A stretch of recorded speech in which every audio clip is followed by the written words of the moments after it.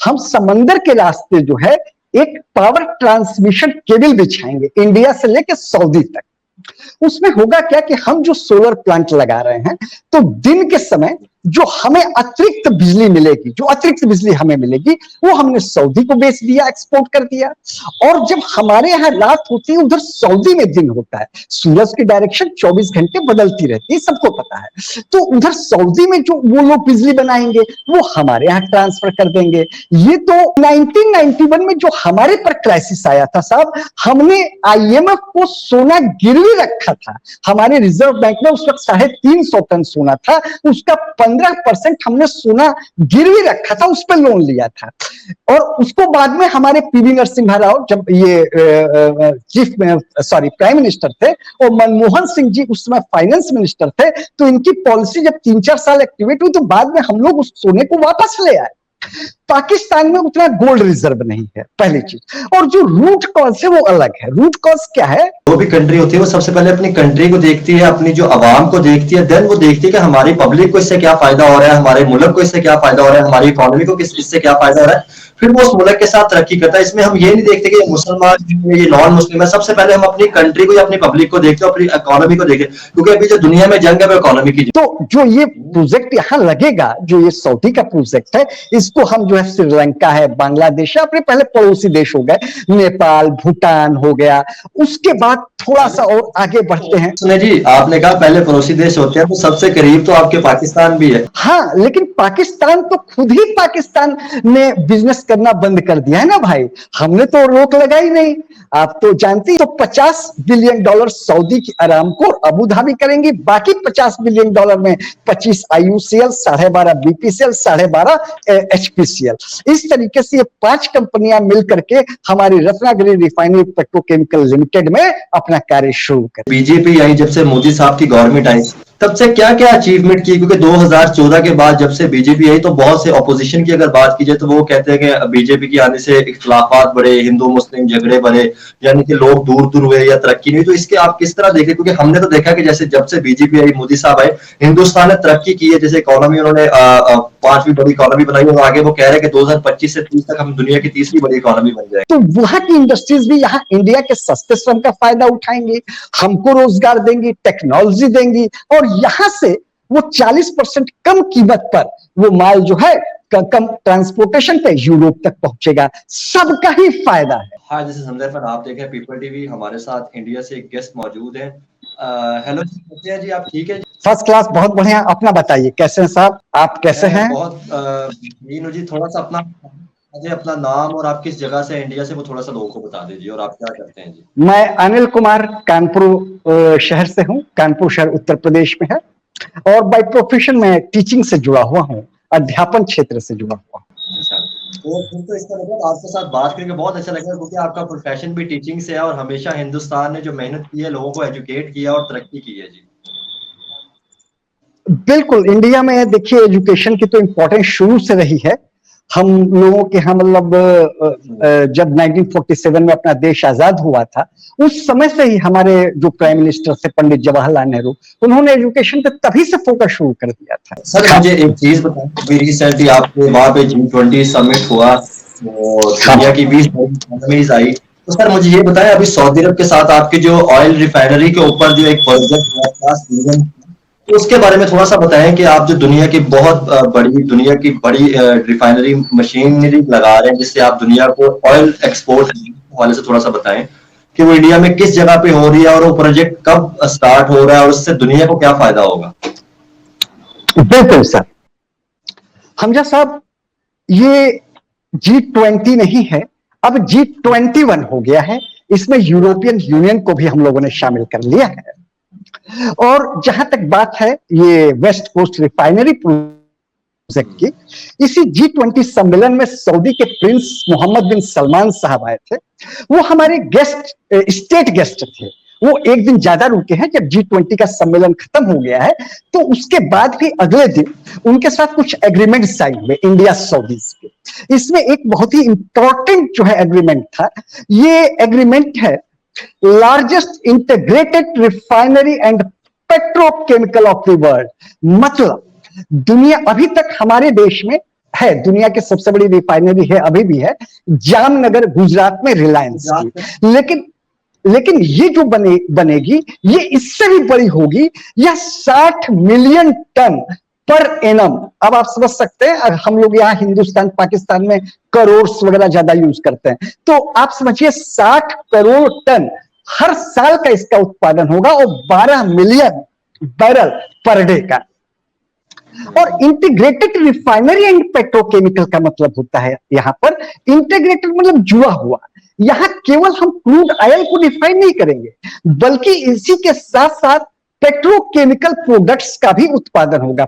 अभी तक क्या होता था, रिफाइन कर लिया और जो वेस्ट हुआ उसको उन प्रोडक्ट्स को, पेट्रोकेमिकल प्रोडक्ट्स को बनाने के लिए किसी और जगह भेजते थे। यहां ऐसा नहीं है, यहां पे ऑलरेडी एक ही प्लांट में दोनों कार्य। जैसे जब क्रूड ऑयल को रिफाइन किया जाता है, पेट्रोल बन गया, पेट्रोल बनने के बाद किरोसिन है, चारकोल है, आपका ग्रीस है, और जो दूसरे सब प्रोडक्ट्स हैं वो भी यहीं पर बनेंगे। ये सर जो अभी आपने एक बात कही सऊदी वाली चीज, मैं देखता हूं, पाकिस्तान का भी देखता हूं, वहां ये चीज चल रही कि सऊदी और यूएई इन्वेस्ट कर रहे हैं। देखिए, इन्वेस्ट कर रहे हैं, ये बात सही है, लेकिन इसके लिए खुद आपको भी प्रयास करने पड़ते हैं, अपने पैरों पे खड़ा होना पड़ता है, खुद इनिशिएशन लेना पड़ता है। आपने एक बात बिल्कुल सही बोली कि जो भी कंट्री होती है वो सबसे पहले अपनी कंट्री को देखती है, अपनी जो आवाम को देखती है, देन वो देखती है कि हमारी पब्लिक को इससे क्या फायदा हो रहा है, हमारे मुल्क को इससे क्या फायदा हो रहा है, हमारी इकोनॉमी को इससे क्या फायदा हो रहा है, फिर वो उस मुल्क के साथ तरक्की करता है। इसमें हम ये नहीं देखते कि ये मुसलमान है, ये नॉन मुस्लिम है, सबसे पहले हम अपनी कंट्री को या अपनी पब्लिक को देखते हैं, अपनी इकोनॉमी को देखते हैं, क्योंकि अभी जो दुनिया में जंग है वो इकोनॉमी की जंग है। बिल्कुल बिल्कुल बिल्कुल, और इसे जंग भी ना कहें, सही बात तो यही, इकोनॉमी से लोगों का कल्याण होता है साहब, नौकरी मिलती है, रोजगार मिलता है, उनकी एजुकेशन, हेल्थ का इंतजाम होता है, तो खुशहाली आती है।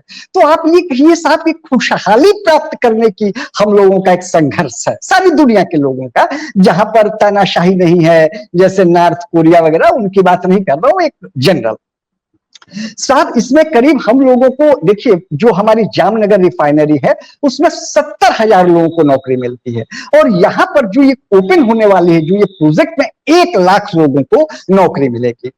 इसके लिए शुरुआत 2017 से ही शुरू कर दिया गया था। हमारे देश की जो 3 बड़ी कंपनियां हैं, IOCL, BPCL, HPCL, Indian oil company limited, Bharat petroleum company limited, Hindustan petroleum company limited, इन तीनों ने मिलकर के एक योजना बनाई थी 2017 में कि $35 बिलियन का हम जो है एक इन्वेस्टमेंट करेंगे, एक रिफाइनरी बनाएंगे, और ये रिफाइनरी होगी आपकी महाराष्ट्र में, और महाराष्ट्र में रत्नागिरी जगह पे होगी। और उन तीनों ने एक अपनी ज्वाइंट कंपनी फॉर्म करी थी, उसका नाम था RRPCL, अभी भी वो RRPCL के नाम से जानी जाती है, Ratnagiri refinery petrochemicals limited. Ratnagiri refinery petrochemical limited 2017 में। हमने अभी कहा ना कि जब आप खुद अपने लिए योजना बनाते हैं, आपकी गवर्नमेंट योजना बनाती है, आगे बढ़ती है, तब दूसरे लोगों का सपोर्ट मिल सकता है। 2019 में सऊदी प्रिंस आए, उन्होंने कहा कि हम भी इसमें निवेश करेंगे, इसको और बड़ा बनाएंगे, आखिर उनका क्रूड ऑयल यहां बिकता। और 2017 में जब हमने अपनी स्कीम बनाई थी, उस वक्त पेट्रोल के दाम माइनस में चल रहे थे। ध्यान करिए, डोनाल्ड ट्रंप रिजिम के समय में सारी दुनिया में एक खबर बन गई थी कि क्रूड ऑयल का रेट माइनस में चला गया है। तो सऊदी अरामको की एक सऊदी की कंपनी है अरामको, और अबू धाबी की कंपनी है नेशनल ऑयल कंपनी। इन दोनों ने मिलकर के कहा भाई 50% हम भी निवेश करेंगे। तो कितना हो गया, उस वक्त हमारी स्कीम थी $35 बिलियन की, लेकिन बाद में कॉस्ट थोड़ी बढ़ी, मशीनरी, इक्विपमेंट, वायबिलिटी निकाली गई, ये $100 बिलियन के आसपास चला गया।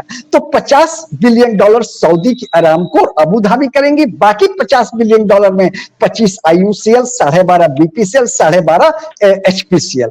इस तरीके से ये 5 कंपनियां मिलकर के हमारी रत्नागिरी रिफाइनरी पेट्रोकेमिकल लिमिटेड में अपना कार्य शुरू करेंगी। ये 2023 में फाइनल हो गया है। एक्चुअली 2019 में प्रिंस जब आए थे, उसके बाद कोरोना आ गया, 2019 में लॉकडाउन लगा, 2020 में हमारे यहाँ सेकेंड वेव थी, सारी दुनिया परेशान थी। उसके बाद 2021 में यूक्रेन रशिया का वार छिड़ गया, तो वो जियो पॉलिटिकल रीजन से सऊदी थोड़ा उधर उलझ गया।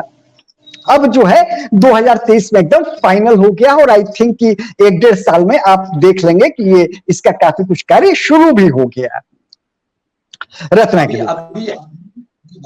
अभी आप मुझे ये बताएं कि अभी जो आप देख रहे हैं, आप दुनिया की बहुत बड़ी रिफाइनरी जो लगाएंगे, प्रोजेक्ट लगाएंगे, तो आप इसको कैसे देखते हैं कि हिंदुस्तान जो है वो किस किस कंट्री को और जो है इसको एक्सपोर्ट कर सकता है? क्योंकि बेसिकली मसला तो ना एक्सपोर्ट करेगा, क्योंकि रशिया से जैसे आप सस्ता ले रहे हैं, आप हाँ, तो रशिया से सस्ता है लेके उसके प्रोडक्ट्स को हम यूरोप में भी बेच रहे हैं।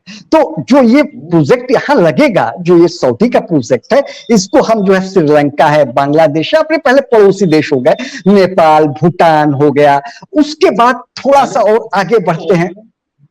सुने जी, आपने कहा पहले पड़ोसी देश होते हैं, तो सबसे करीब तो आपके पाकिस्तान भी है। हाँ, लेकिन पाकिस्तान तो खुद ही पाकिस्तान ने बिजनेस करना बंद कर दिया है ना भाई, हमने तो रोक लगाई नहीं। आप तो जानते हैं इमरान खान साहब ने ट्रेड में रोक लगाई थी, तो अब जबरदस्ती तो हम पाकिस्तानी भाइयों को नहीं बेच देंगे ना। आप भी समझ सकते हैं इस चीज को। मैं आपकी बात से बिल्कुल एग्री करता हूँ। उसकी वजह ये है कि देखिए, सबसे पहले आपको अपने मुल्क की पब्लिक को देखना चाहिए कि उसमें क्या फैसिलिटीज हो रही है, मुल्क की इकोनॉमी में कितना, जीडीपी में कितना शामिल हो रहा है, जो भी आप प्रोजेक्ट कर रहे हैं उसका क्या कंट्रीब्यूशन है जीडीपी में, उसके बाद वो आपके मुल्क को तरक्की दे रहा है कि नहीं, फिर आप वो काम करते हैं। तो रिसेंटली जो भी आपने प्रोजेक्ट किए G20 में, या उससे पहले भी जो भी आपके प्रोजेक्ट हुए, तो वो रिसेंटली बड़े उनकी तारीफ करनी चाहिए कि वो आपके मुल्क की इकोनॉमी को बहुत ऊपर लेके गए और बड़े प्रोजेक्ट दुनिया की नजर में। अरे सर, अभी तो केवल एक प्रोजेक्ट पे आपने जिक्र किया, और सऊदी प्रिंस की आपने जिक्र करके एक दूसरा भी प्रोजेक्ट है जो कि G20 के इतर जिस दिन ये हमारे साइन हुआ है वेस्ट कोस्ट रिफाइनरी प्रोजेक्ट का, उसी दिन ये भी साइन हुआ है। वो है India Saudi grid connectivity. Grid मतलब इलेक्ट्रिसिटी ट्रांसफर का है। तो ये कैसे है साहब, हम समंदर के रास्ते जो है एक पावर ट्रांसमिशन केबल बिछाएंगे इंडिया से लेकर सऊदी तक। उसमें होगा क्या कि हम जो सोलर प्लांट लगा रहे हैं, तो दिन के समय जो हमें अतिरिक्त बिजली मिलेगी, जो अतिरिक्त बिजली हमें मिलेगी, वो हमने सऊदी को बेच दिया, एक्सपोर्ट कर दिया। और जब हमारे यहाँ रात होती है, उधर सऊदी में दिन होता है, सूरज की डायरेक्शन 24 घंटे बदलती रहती है, सबको पता है। तो उधर सऊदी में जो वो लोग बिजली बनाएंगे, वो हमारे यहाँ ट्रांसफर कर देंगे। ये तो one sun one world one grid का कंसेप्ट हमारे मोदी जी ने आज से 5-6 साल पहले दुनिया को दिया था। फ्रांस वगैरह सबको पसंद आया। तो ये तो केवल इंडिया सऊदी एक छोटा पार्ट है। सिंगापुर से एग्रीमेंट साइन हो गया, उसमें भी समंदर के रास्ते हम लोग पावर ट्रांसमिशन लाइन सिंगापुर को करेंगे। फिर उसके बाद इंडोनेशिया, मलेशिया, म्यांमार, इनको जोड़ेंगे। उधर पूरब की तरफ और पश्चिम की तरफ यूरोप तक जाएगा ये। तो आप देखेंगे यूरोप में जब दिन होगा तो वहां से बिजली इंडिया आ रही है, जब हमारे यहाँ दिन है तो हमारे यहाँ की बिजली उधर जा रही है। वैसे सिंगापुर, इंडोनेशिया में भी जब दिन होता है तो उधर की इलेक्ट्रिसिटी। तो इसमें फायदा क्या होगा, जो बैटरी की कॉस्ट बच जाएगी। ये लिथियम आयन, क्योंकि सोलर जो इलेक्ट्रिसिटी बनती है, एक तो होता है हमने सोलर पैनल से बिजली बनाई, डायरेक्ट कंज्यूम कर दिया। दूसरा होता है रात में हम कैसे काम करेंगे, इसके लिए बैटरी लगानी पड़ती है, लिथियम आयन बैटरी। लेकिन उसके दूसरे साइड इफेक्ट्स हैं। लिथियम कम है, बहुत कॉस्टली पड़ता है, हर 3 साल बाद बैटरी चेंज करनी पड़ती है। अगर हम ओवरऑल सोलर इलेक्ट्रिसिटी की कॉस्ट देखें, कश्मीर में लिथियम अभी निकला खदानें जो हैं, लिथियम आयन की तमाम खदानें हैं, हमारी इंडियन कंपनीज के पास कॉन्ट्रैक्ट है। लेकिन फिर भी ये ऐसा नहीं है एवर टाइम नहीं चलेगा, लेकिन जो सोलर एनर्जी है एवर टाइम चलेगी। तो इसमें एक तो कॉस्ट कम होगी, हमारी बैटरी की कॉस्ट कम होगी, प्रदूषण नहीं होगा। लिथियम निकालने में और रिफाइन करने में पानी की बहुत ज्यादा जरूरत पड़ती है, तो वो सब चीजें हमारी बचेंगी। तो उससे क्या होता है, करीब 40 से 50% हमारी कीमत बचेगी। और ये हमेशा के लिए हो जाएगा। एक बार आपके ट्रांसमिशन केबल बन गए तो वहां दिन हो रहा है इंडोनेशिया में, हम बिजली यूज कर रहे हैं, हमारे यहाँ पे वो यूज कर रहे हैं। इसमें जो है एक सेल्फ सफिशियंसी आएगी, नीट एंड क्लीन एनर्जी। तो ये भी जो है, हाँ, आपसे एक बात पूछना, जब से बीजेपी आई, जब से मोदी साहब की गवर्नमेंट आई, तब से क्या क्या अचीवमेंट की, क्योंकि 2014 के बाद जब से बीजेपी आई तो बहुत से ऑपोजिशन की अगर बात की जाए तो वो कहते हैं कि बीजेपी के आने से इख्तलाफात बढ़े, हिंदू मुस्लिम झगड़े बढ़े, यानी कि लोग दूर दूर हुए या तरक्की नहीं। तो इसके आप किस तरह देखें, क्योंकि हमने तो देखा कि जैसे जब से बीजेपी आई, मोदी साहब आए, हिंदुस्तान ने तरक्की की है। जैसे इकोनॉमी उन्होंने 5वीं बड़ी इकोनॉमी बनाई, और आगे वो कह रहे हैं कि 2025 से 30 तक हम दुनिया की 3री बड़ी इकोनॉमी बन जाएंगे। सर ये बात एकदम सही है कि हम दुनिया की 3री बड़ी इकोनॉमी बन जाएंगे। और दूसरा, जहां तक आपने बात की बीजेपी की, तो देखिए इसमें दो चीजें हैं। विकास पहले भी होता था, ये कहना गलत है, लेकिन हमारे मोदी जी ने जो है एक्सीलरेटर बढ़ा दिया। एक लाइन में अगर कहना हो तो हमारे यहाँ एक प्रधानमंत्री आते हैं, रेडियो देते हैं, दूसरे आते हैं टेलीविजन देते हैं, तीसरे कंप्यूटर देते हैं, चौथे मोबाइल देते हैं। जो हमारे मोदी जी आते हैं, इन सबका इस्तेमाल करके दुनिया को बताते हैं कि देखिए हमारे यहाँ सड़कें हैं, हमारे यहाँ बिजली है, हमारी एजुकेशन सिस्टम में इंजीनियर्स हैं, हमारे यहाँ मार्केट मतलब लोगों की खरीद की क्षमता बहुत बढ़िया है, आइए हमारे यहाँ निवेश करिए, आइए हमारे यहाँ पैसा लगाइए, हम आपको बिजनेस का माहौल देंगे। और दुनिया जहां का इन्वेस्टमेंट लाते हैं। तो जो बेस तैयार हुआ वो एक दो दिन में नहीं। मैं इसलिए कह रहा हूं कि पाकिस्तान में लोग कहते हैं इमरान खान या फलाना आके करेंगे, मसीहा ढूंढते हैं, ऐसा नहीं है साहब। ये हमारी 75 वर्षों की मेहनत है। 140 करोड़ भारतीय जब कार्य करता है तब देश फलता फूलता है। हाँ, बीजेपी के कार्यकाल में, मोदी जी के कार्यकाल में तेजी से हुआ है, ये इनकार नहीं कर रहा हूं मैं, लेकिन जो पाकिस्तान में जो मसीहा ढूंढा जाता, मैं पाकिस्तान के लिहाज से बात कर रहा हूं, ऐसा मत करिए। ये साहब हमारी 75 वर्षों की मेहनत का परिणाम, एक दो दिन की मेहनत का परिणाम नहीं है। ऐसे ही है। और जहां, हाँ कहिए लॉन्ग टर्म काम करती रही। बिल्कुल बिल्कुल। और जहां तक बात आप कर रहे हैं कम्युनल इसकी, तो अब बताइए इनके कार्यकाल में साहब कितने दंगे हुए, कितने फसाद हुए। कुछ बुराइयां करने के लिए की जाती है। विपक्ष के पास भी कुछ मुद्दा होना चाहिए। हमारे देश में लोकतंत्र है। आपके यहाँ तो क्या होता है, प्रेस रिपोर्टर जो उनके खिलाफ बोलता है, किसी को बंदूक दिखा दी, किसी की कार में कोई पिस्तौल लेके पहुंच गया तो साहब किसी को जेल में बंद कर दिया। हमारे यहाँ ये नहीं है साहब। हमारे यहाँ कोई भी कुछ भी कह सकता है। तमाम लोग हैं, जैसे एक रवीश कुमार जी है जाने माने, अभी आप इसी बात में बता रहा हूं, वो जब कांग्रेस की सरकार थी तो उन्होंने एक बयान दे दिया। बयान ये दिया कि एक किसी स्कूल में गए, प्राइमरी स्कूल में, हमारे यहाँ प्राइमरी स्कूल में बच्चों को मुफ्त जो है खाना दिया जाता है, भोजन दिया जाता है, मिड डे मील। तो वहां गए तो वहां भोजन में कुछ कमी समझ में आई, तो उन्होंने मीडिया को बुला के कैमरे के सामने कह दिया कि हमारे प्रधानमंत्री मनमोहन सिंह जी जरा इस भोजन को खा के दिखाएं। तो वो क्या है, थोड़ा क्रिटिसाइज, गवर्नमेंट की क्रिटिसाइज करने वाले रहे। आज भी वो गवर्नमेंट को क्रिटिसाइज कर रहे हैं। उनका यूट्यूब चैनल है, मिलियंस का सब्सक्राइबर है, कहीं कोई उनको टोकने वाला नहीं साहब। मैं एक बात कह रहा था, फ्रीडम, प्रेस की फ्रीडम, तो ठीक है, हमारे अपोजिशन के मित्र हैं, हमारे कांग्रेसी भाई हैं और दूसरे मित्र हैं, कहते हैं, कोई उसमें इश्यू नहीं है। वो तो कुछ बुराई करने के लिए भी होती है ना।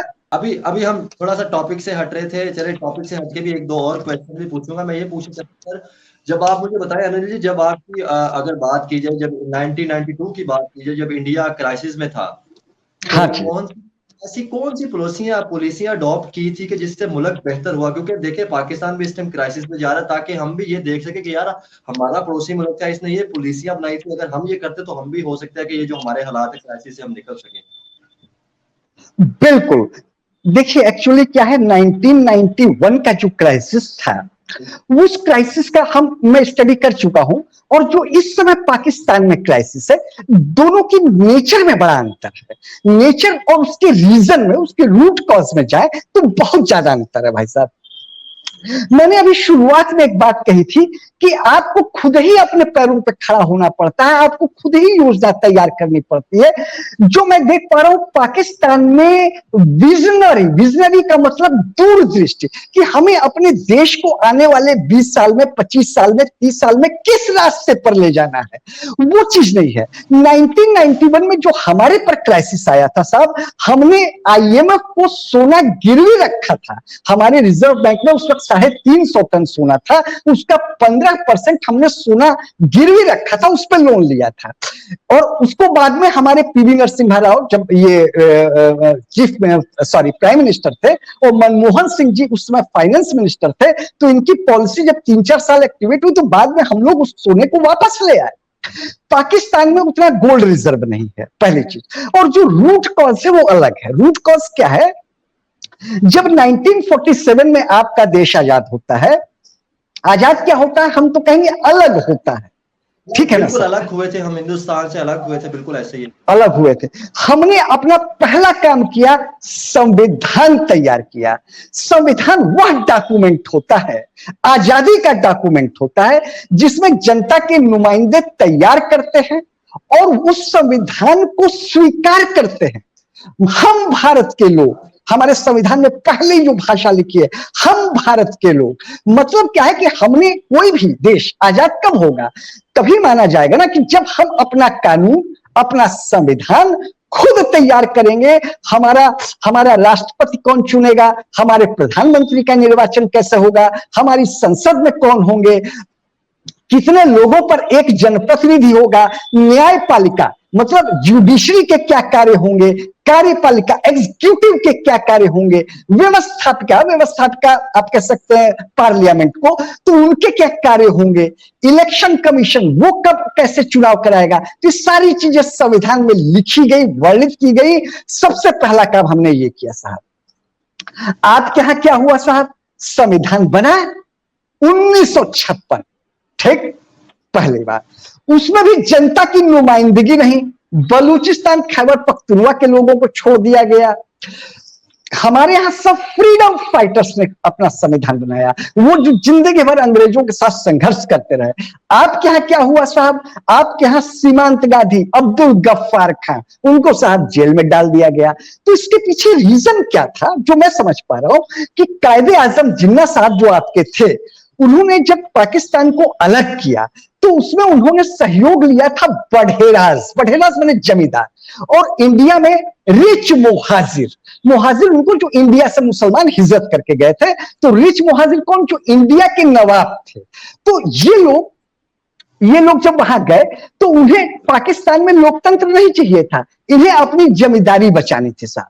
तो ये लोग वहां पे हावी हो गए, वढेरा और रिच मुहाजिर। एक एग्जाम्पल, परवेज मुशर्रफ के पिताजी ने सिकंदर मिर्जा को, कहा जाता है, कुछ लोग कहते हैं, मैंने देखा नहीं, कि 50,000 रुपए दिए और वहां उच्च पद प्राप्त कर लिया। बाद में उन्हीं का लड़का वहां आर्मी चीफ बन जाता है। तो जब इस तरह के लोग सत्ता में होंगे तो वो पाकिस्तान के आम लोगों के लिए काम नहीं कर रहे हैं। वहां पे देखिए ना, 1971 के बाद आपने अपना संविधान बनाया, पिछले 76 साल में एक भी सरकार बताइए जो 5 साल चली हो। मैंने खंगाला बड़ी मुश्किल से ट्रिपल पी दारी वाली, ये थी 5 साल चली, लेकिन उसमें भी 3 बार आपने प्राइम मिनिस्टर बदले। जिलानी कियानी गियानी वाला जब दौर था, ध्यान करिए, 5 साल में 3 प्रधानमंत्री। तो जो रूट कॉज है, जो मूल कारण है, वो ही अलग है। अयूब खान का दौर देखिए, इकोनॉमी की बात कर लेते हैं। उस वक्त भी पाकिस्तान का रेवेन्यू डेफिसिट $1 बिलियन का था। रेवेन्यू डेफिसिट उसको कहते हैं कि जो आप टैक्स लेते हैं ना आम जनता से, और जो आप अपनी सरकारी लोगों को तनख्वाह देते हैं, उसके अंतर को कहते हैं रेवेन्यू डेफिसिट। तो साहब रेवेन्यू डेफिसिट मतलब जो आप टैक्स लेते थे, उससे आप अपने सरकारी कर्मचारियों को तनख्वाह नहीं दे पाते थे। $1 बिलियन की जो इमदाद अमेरिका से आती थी, उससे चलता था। तो क्या हुआ? अमेरिका की बात माननी पड़ी। अमेरिका के इशारे पे आप लोगों को यूएसएसआर से लड़ना पड़ा। मेरी बात सुने। हाँ, हम थोड़ा सा टॉपिक से भी हट गया, क्योंकि हम बात उधर की कर रहे थे, हम इसमें भी टॉपिक रखेंगे, बिल्कुल बात हाँ, क्वेश्चन ऐसा चला गया कि उसके लिए तो फिर बैठना पड़ेगा कभी। तो टॉपिक पे वापस आते हैं। तो मेरे कहने का मतलब यही है कि सर वो थोड़ा सा आपके यहाँ रूट कॉज में प्रॉब्लम है। कॉरिडोर की बात करें, उसके ऊपर जैसे आपने बात की कि हम जो है वो आप उसको भी, सिंगापुर को भी बिजली सप्लाई करेंगे, उसके बाद यूएई को देंगे। हम इसमें भी थोड़ी सी बात करें तो सेकंड मुझे बताएं कि जब इंडिया ये इतना बड़ा प्रोजेक्ट बनाएगा, ऑयल रिफाइनरी जो लगाएगा, तो आप इसको क्या समझते हैं कि इसको इंडिया कैसे देखता है? आपकी जीडीपी में कितनी कंट्रीब्यूशन होगी? और आप जो जब ये एक चीज ही आपके मुल्क में आ जाएगी, आप इसे मेड इन इंडिया बना के बेचेंगे, तो आप इसको किस तरह देखते हैं एज अ इंडिया? क्योंकि ये देखिए, ये भी कहा मैं गया समझ कि गया। माहौल के अंदर जो है वो पॉल्यूशन आएगा, ये भी सारी चीजें बोली गई। हाँ, पॉल्यूशन देखिए, इंडस्ट्री जहां आती है थोड़ा बहुत पॉल्यूशन आता है, लेकिन इसके लिए हमारे यहाँ एक एनवायरमेंट कंट्रोल बोर्ड बनाया गया है। वो ये देखता है कि इससे जो पॉल्यूशन आएगा उसके साइड इफेक्ट्स को हम किस तरह से दूर करेंगे, वो इन चीजों पे नजर रखता है। हमारी जो इकोलॉजी है उसको सस्टेन कर पाएगी कि नहीं कर पाएगी, इसमें नजर रखी जाती है, ये होता है। और जहां तक अभी आपने एक बात कही कि बीइंग इंडियन हम कैसे देखते हैं, मेड इन इंडिया, तो ये हमारे लिए फक्र की बात है। टेस्ला अभी रिसेंट, फॉक्सकॉन, ये सब अभी इंडिया में आ रही है, उस पर भी चर्चा कर लेंगे। और ये जो रिसेंट जो अभी आपने जो पेट्रोलियम कॉरिडोर की बात कही, वन सोलर वन ग्रिड की बात करी, हमें नहीं भूलना चाहिए कि IMEC को सपोर्ट करता हुआ है। जैसे ये सोलर ट्रांसमिशन वाली चीज बताई, तो सऊदी में तो बिजली वैसे भी है साहब, वहां पे तो पेट्रोल गैस से बनाते हैं, तो सोलर से अतिरिक्त बिजली लेके वो क्या करेगा। वो साहब जो IMEC का जो एग्रीमेंट साइन हुआ है G20 में, इंडिया मिडिल ईस्ट कॉरिडोर, इसमें यूरोपियन यूनियन को जोड़ा जाएगा। इसमें जो देश होंगे UAE, सऊदी, इजराइल का हाइफा पोर्ट, और उससे होते हुए ग्रीस तक जाएंगे, और ग्रीस के रास्ते फ्रांस और जर्मनी तक। इसमें हमारी 40% लागत कम हो जाएगी ट्रांसपोर्टेशन की। एक्चुअली है क्या, अभी यूरोप जाने का एक ही रूट है इंडिया से अगर देखें तो, शॉर्टेस्ट रूट की बात करो, अफ्रीका से घूम के जाने वाले रूट की नहीं बात कर रहा हूं, तो उसमें आता है सुएज कैनाल। तो सुएज कैनाल बहुत ज्यादा ओवरलोडेड है। अभी कुछ दिन पहले एवरग्रीन नाम का एक वहां पर शिप फंस गया था, तो आपने देखा होगा कई किलोमीटर की वहां लाइन लग गई थी शिप की। बना था। हाँ हाँ, तो इसमें क्या है कि एक अल्टरनेट रूट मिलेगा, सबका फायदा है, UAE का फायदा है, सऊदी का फायदा है, क्योंकि वहां तेल केवल 20 साल के लिए बचा है। तो वो लोग ये चाहते हैं कि इसमें वो इंडस्ट्री लगा लें, जापान की तरह, जर्मनी की तरह, वो भी अपने आप को यूरोप की तरह इंडस्ट्रियलाइज करना चाहते हैं। और मोहम्मद बिन सलमान काफी आधुनिक विचारों के हैं, उन्होंने तो आते ही कह दिया था कि मिडिल ईस्ट को हम यूरोप बनाएंगे।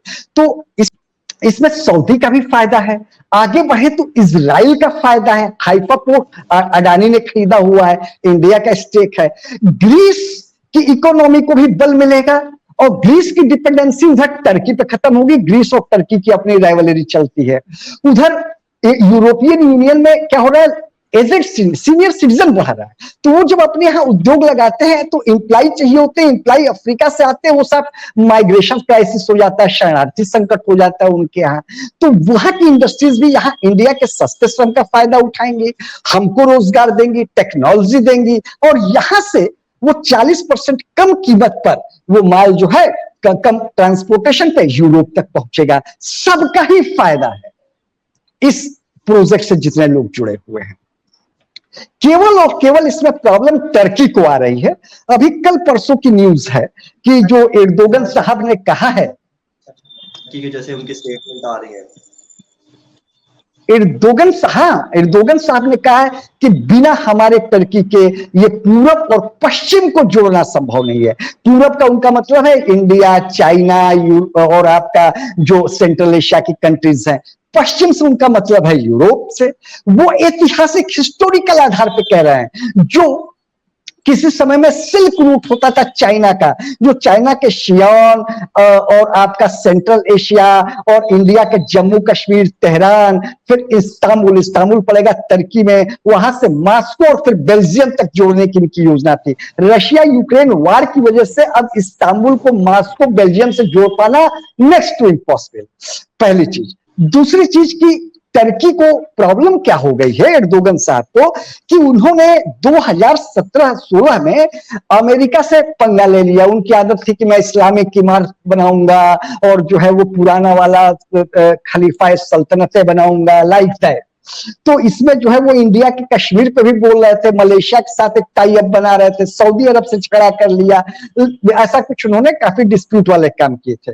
तो जब S-400 मिसाइल खरीदी है नाटो का कंट्री होने के बाद भी, तो अमेरिका ने सैंक्शन लगा दिया। 2016 में $1 में 3 लीरा थे, 2017 में 6 हो गए, 2019 में 6 बना रहा और 2020 में 8, और आज ये पोजीशन ये है कि 2023 में $1 में 27 लीरा है।